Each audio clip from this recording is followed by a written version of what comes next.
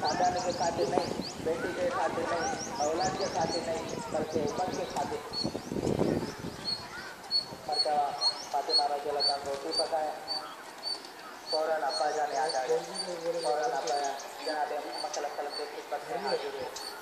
बैठे हुए थे, फातिमा रज़ियल्लाहु अन्हा रोटी का टुकड़ा ला के पेश करे, आज अब्बा जान आज रोटी बनाए, तो तुम्हारे बगैर मेरे को खाना न गुजरेगा, तो मैं रोटी भी खा लूँ। और सल्सा फरमाए,